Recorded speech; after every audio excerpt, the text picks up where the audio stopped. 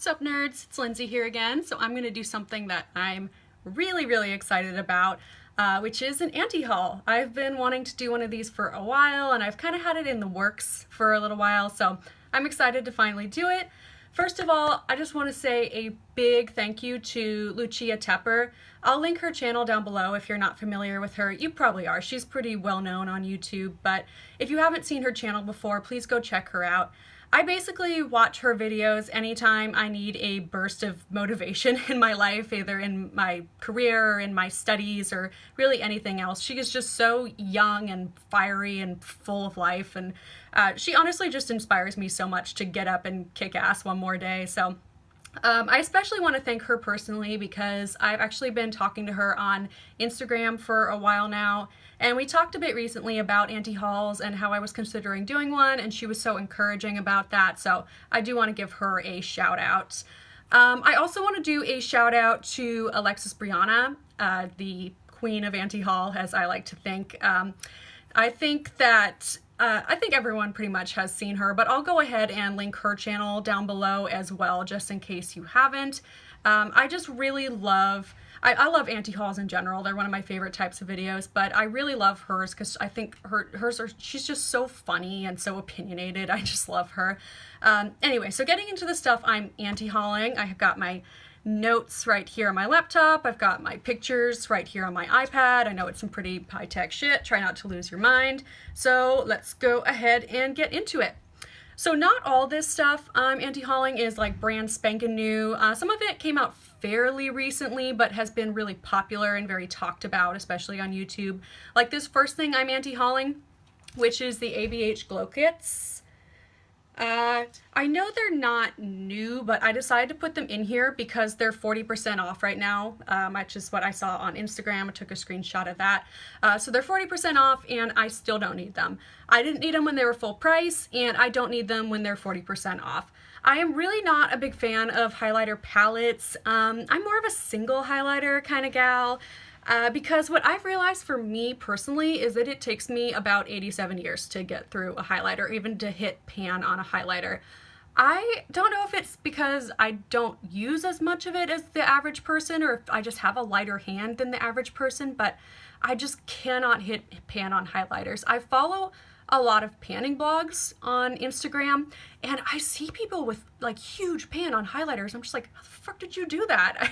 I don't get it. So an entire highlighter palette, like one of these, especially a huge one like that has 6 highlighters in it, that just seems so impractical to me because I could never use that much highlighter in a lifetime.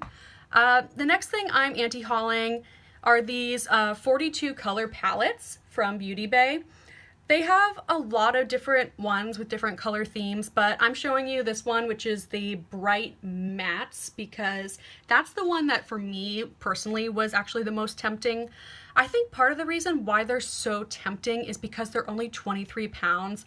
In American money, that's like $30. So $30 for 42 pans, it seems like a really great deal.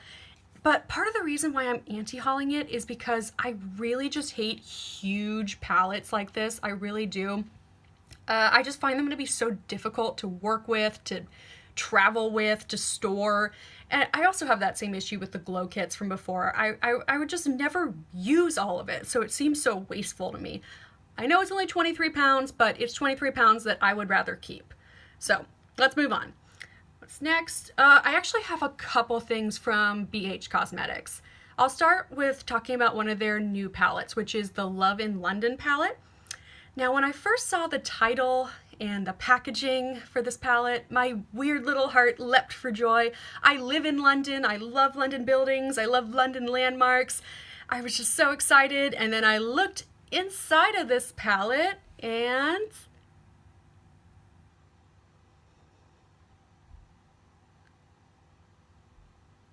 were they thinking about London on the rainiest day of the year?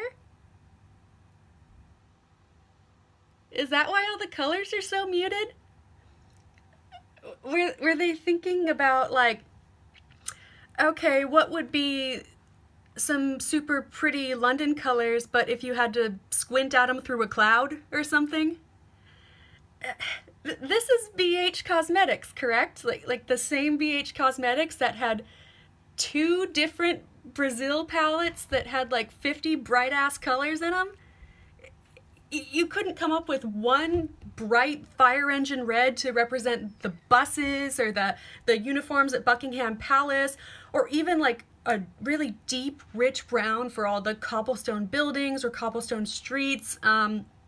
Or how about like a nice robin's egg blue for like the London Eye, like representing that view you get up on there. And why would you call that nude Big Ben? Just like looking at these shade names, like this nude is called Big Ben. Have you seen Big Ben? No? I mean, call it, like for a nude like that, call it like knickers or something cute like that. I don't know, that would at least make a little more sense. Also, there's a lot of really incredible art museums here in London. Maybe take some inspiration from there. Really, the only explanation I can think of for this palette is that all the people involved in it have never actually been to London and we're just kind of going off what they've seen of it from watching Doctor Who. That's really the only explanation that makes any sense. Okay, moving on. Next thing I'm anti-hauling, another thing from BH Cosmetics, the Zodiac Love Signs palette. Once again, not something that's brand new, just kind of fairly new, but I'm anti-hauling that, and you know what? I'm going to go ahead and anti-haul that other Zodiac palette from them as well. Let me just preface this by saying I have never actually tried any BH Cosmetics shadows, so I cannot speak to their quality, nor will I try to. I can only speak to the way I feel about this palette while looking at it, which is really the heart of all anti-hauls anyway. I couldn't decide whether to say the heart or the root of all anti-hauls, so the hoot of all anti-hauls. So this palette, this guy, manages to tick off pretty much every box on my list of things I hate in palettes. First of all, it's absolutely fucking huge, which I already said I don't like. Second, all this wasted space. I absolutely hate that when palettes have a ton of wasted space in them. I absolutely fucking hate the way this is arranged. Like I get it. I get it's supposed to be like a zodiac wheel or whatever. Well, guess what? I still fucking hate it. I do. I hate when pans are arranged in a palette in any way besides just straight rows. I also absolutely hate when there's a different, like a combination of different sizes and shapes of pans in one palette. Boom, boom, boom. There we go. Basically everything I hate in one single palette. I also absolutely hate, and this might seem particularly nitpicky, but I really do hate when eyeshadows, or really any pressed powder product, I hate when they're like concave like that. I hate when they like bubble upward and have that hump instead of just being flat. I don't know why I feel this way, but for some reason that just looks so cheap to me when powders have that like bubble in them like that. It just reminds me of like the makeup palettes you would get from Claire's when you were 11, and so many BH palettes have that, which is a big part of the reason why I haven't tried anything from them. I know a lot of those things seem really finicky, and I would imagine for you, not all those things are things that you care about, or rather probably none of them are things that you care about, but I've gotten really picky about makeup, especially as I've gotten older, particularly about eyeshadow palettes. I've had to because for a while I was just buying way too much, and I had to start finding reasons to say no. And it just so happens that this palette hits pretty much all those reasons for me. Okay then. Well, if you thought that rant was bad, you ain't seen nothing yet, honey. Just wait for this next one, because I'm about to anti-haul an entire collection here. The LASplash Golden Gatsby collection. Just like before, this was something where I was so excited when I heard the concept and saw the packaging. I was so excited, and then I looked inside it and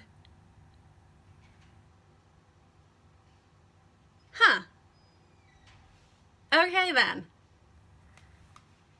I don't know if any of y'all are familiar with the American novel The Great Gatsby by F. Scott Fitzgerald, if you haven't heard of it, you gotta go check it out. I'm just kidding. I know we all had to read it in school, but that was a while ago for some of us. In fact, I myself can't claim I remember every single little detail, but one thing I definitely remember from reading this book in 11th grade English class is that one of the biggest elements of the story is color.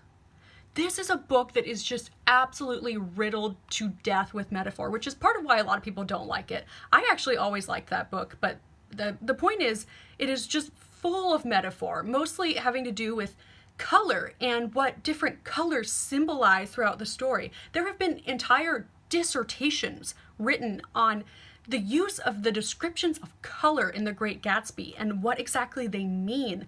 A lot of people have even theorized, I think this is pretty interesting, but a lot of people have even theorized that Daisy herself, the main female character in the novel, a lot of people have theorized that her name is actually a color metaphor, because when you think about a daisy, the flower, how it has those white petals and then that yellow center, that could be a metaphor for her character, because on the outside she is this very sweet, pristine, almost virginally pure character, but then throughout the story, as you learn more about her, as you start peeling away those petals, if you will, you start to see that on the inside she really is quite materialistic, and she really just valued riches and the finer things.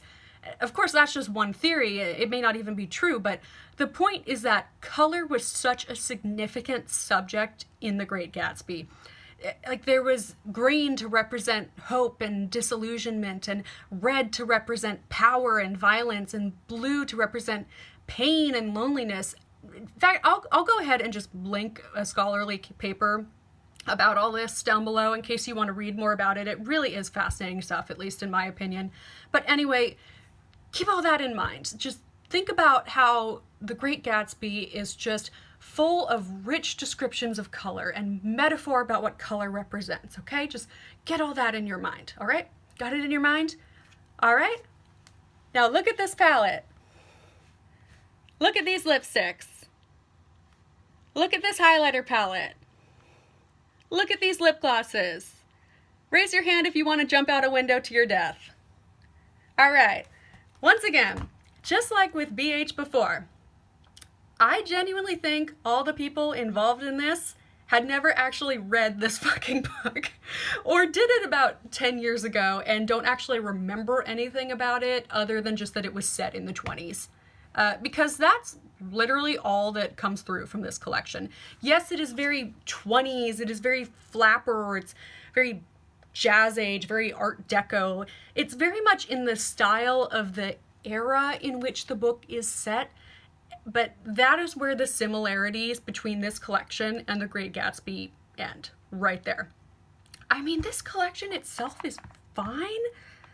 It's cute. It's just like an art deco roaring 20s flapper thing, but don't call it a Gatsby palette. Call it a flapper collection or an art deco collection, a jazz age collection. It's not a Gatsby collection. All right, moving on. Like, that's one of the worst rants I've had. Next thing I'm anti-hauling are these Jeffree Star and Morphe collection brushes. I'm actually refraining from buying anything Morphe while I'm living here in London because it's way more expensive here. I don't know why. It must have something to do with import taxes or something like that, but I just can't bring myself to spend more on the Morphe stuff here when I know I could just wait until next time I go back to America and get the same products for way cheaper. Like, I don't think there's anything wrong with this collection itself. I actually really like Morphe brushes. I have a lot of them. I do not like Jeffree Star for reasons I won't even try to get into. It's actually not for any of the reasons that most other people don't like him. Not that other people dislike him for not valid reasons. Other people definitely do dislike him for very valid reasons, but the reason I don't like Jeffree Star actually dates way back to a personal interaction I had with him back in about 2006 or so. I remember I was in high school, but I am not going to get into that because first of all, I think this video has been ranty enough so far. And also because I genuinely don't want other people to dislike him just because I do. If you dislike him, I'd rather it be for a conclusion you arrived at on your own and for your own reasons, not because I said something about him or just because I said I don't like him. What else do I have? I'm also anti-hauling the new Urban Decay Naked Reloaded palette. I know everyone and their grandma is already anti-hauling this, so there's not really a lot I can say about it that you haven't already heard before. But it's honestly just so uninspired that it makes me sad. And the reason it makes me so sad is because when I was a teenager in like mid to late 2000s, Urban Decay was the brand that my friends and I always wanted. That was the brand we saved up for to buy and what we always wanted to try on at Sephora because they were the ones that were always coming out with stuff that was different. They had interesting products and fun colors and fun packaging. Like, you were the envy of everyone at school if you like whipped out an Urban Decay palette. And now this, man, what happened, Urban Decay? It really, I always feel like my hair looks so much better than it does before I started filming, and then, oh well. Okay, moving on. Yeah, next I have, I saw this on Trend Mood, this new Melt Cosmetics Better Than Roses collection. Is it me or does this look exactly like the Smashbox and Velada collection that came out about a year ago? Like, am I going crazy? I mean, it's pretty, but I just feel like I've seen it before and I've seen it done better before. Next I have the Huda Beauty Matte and Metal Melted Shadows. I've seen a ton of reviews of these from people who got them in PR, and the general consensus seems to be that the matte side is really weird and pointless and hard to work with, although we probably all could have figured that out. And then the metal side, the shimmer side, is really pretty. So already half of it is pretty much useless. And then when I look at people using the metal side, it looks good, but I feel like I could achieve pretty much the same thing with just a glitter eyeshadow and some fixing spray. I just don't think it's worth the price point. I don't even know how much these cost, but I'm sure it's something obscene because all Huda Beauty products are just outrageously expensive. What do I have next? Oh yeah, next is something I saw on Trend Mood last night when I was flipping through. I guess Sephora is coming out with a Barbie collection. I wouldn't be able to get it anyway because I now don't live in a country where there is a Sephora, but I was really excited when I saw they were doing a Barbie collection because I love Barbie and Barbie themed stuff, and I'm sure you can see where this is going, so I was really excited hearing about it and seeing the packaging, and then I look at the makeup itself.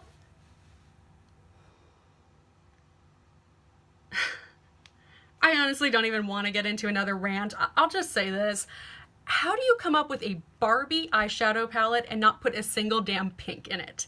That's it. This palette is boring. I'm done talking about it. We're moving on. Okay, we're getting near the end here. I only have a few more pictures. I do have a couple things from Toofaced I want to mention. First is this Natural Lust palette. This palette is huge and unnecessarily so because about half the colors in it look exactly the same.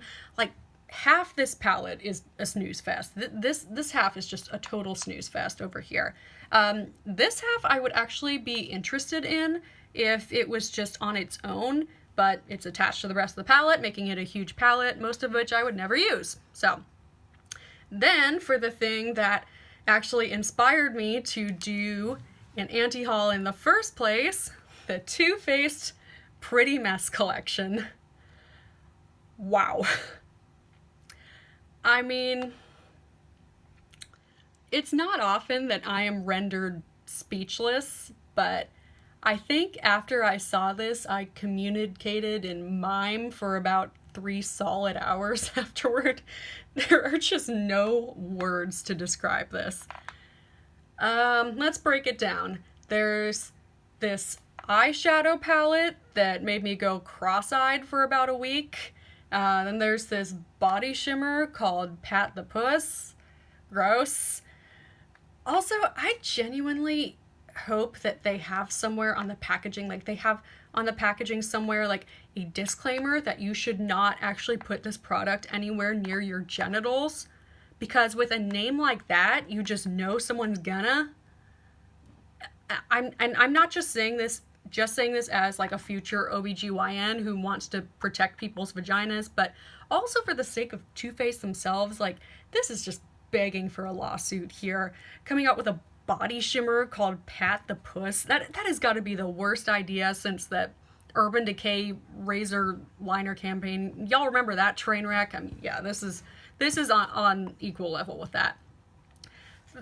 There's also a highlighter and some glosses in this collection, but who gives a shit? I mean, nobody's paying attention to that anyway. People are only talking about the eyeshadow and the body shimmer. They might as well have just not bothered with the rest of the collection.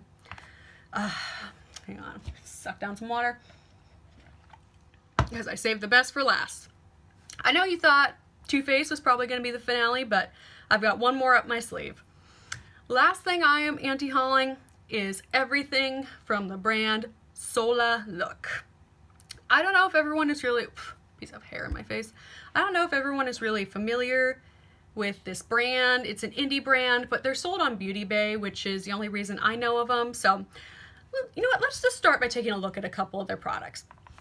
Okay, so they've got a Flashdance palette. Okay, cute. They've got a Beverly Hills 90210 palette. All right, okay, cute. And then they've got a Dirty Dancing palette. Okay, cute. They've even got like pictures and quotes on there. Okay, so this is one of those things that you basically buy for the packaging, and then maybe use a little bit. Maybe it's good, maybe it's not, but whatever. You bought it for the packaging. You bought it for the nostalgia value. Who cares if it's good? All right. So what's the problem here?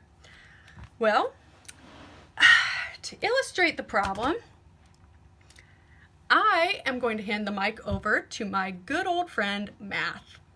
Starting with Flashdance. Flashdance came out in the year 1983. Now, it was rated R, so theoretically you could not buy a movie ticket to it unless you were 17 years old in the United States, but come on. So let's just say a young woman was 15 years old when she first saw Flashdance in theaters and fell in love with it. So if she was 15 years old when this movie came out in 1983, then that would mean that she was born in the year 1968. Okay, so if the woman was born in 1968, that would mean that in this year, 2019, she is now 51 years old. Dirty Dancing came out 4 years later, 1987. So let's go ahead and say that the girl who saw this movie as a teenager and fell in love with Patrick Swayze is a little bit younger. That would still make her about 47 years old today. Beverly Hills 90210. That gets a little trickier because this show ran for about 10 seasons from 1990 to 2000.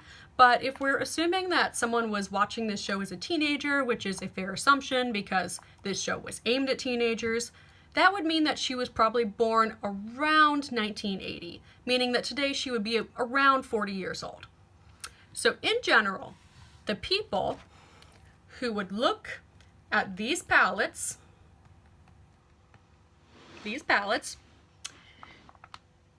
and have a nostalgic connection to these movies or these shows or these characters are typically anywhere from their late 30s to their early 50s right now. There is absolutely no way any woman on the planet who is in her late 30s or beyond is still buying makeup for the packaging. And especially for cutesy packaging like this. You are honestly telling me that a 50-year-old woman is gonna buy this cheap-ass looking makeup palette just because it has pictures of a movie she liked when she was a teenager? You have got to be stirring my pasta if that's honestly what you're saying right now. Do you know any middle-aged women? They ain't got time for this bullshit. Look at these colors, too. Do these look like colors that women in their 40s wear? No. Everything about these palettes looks like something that is marketed towards people in their late teens or early 20s, except for the actual material, the subject material of the packaging. And you know what? If they actually had things for my youth on these packages, I would probably buy that shit. If they got smart, they would whip out some Degrassi or some Dawson's Creek palettes and market them to women in my generation. We're the ones that buy stupid cutesy packaging like that. Maybe even High School Musical. I don't know, that was actually a little after my time. Kind of dating myself a little bit by revealing that. But honestly, that's the kind of woman that would buy stuff like this, stuff with cutesy packaging. Women in their 20s. Women in their 50s do not buy stuff like this. Hell, I know women in their 50s who don't even know how to buy something online without help. Who are you think you are reaching here? Well, whatever you thought, it obviously didn't work because Sola Look came onto Beauty Bay about a month ago. So about a month later, it's pretty much all 50% off. It is all on clearance. So if you've been sitting there this whole time thinking, you know what, screw you, Lindsay, I want one of those palettes, I like it, go buy one. They're cheap as hell right now. Anyway, that's the last thing I had. Went out on a super ranty one. I still don't know if I've managed to achieve like Lucia Tepper or Alexis Brianna levels of ranting, but I sure did my best. I hope y'all enjoyed this as much as I enjoyed making it. This is probably one of the most fun videos to make that I've done so far. As for my ASMR content, I uploaded a reading video earlier today, and I'll probably upload another one later because I've got some more studying to do. I'm also planning on doing another study with me tomorrow, going over some of the core biology on the MCAT, so watch out for that as well if you're into my studying videos. Thanks for watching this far, I guess. If people seem to like it, maybe I'll do another one at some point, but I hope y'all enjoyed it. See y'all later.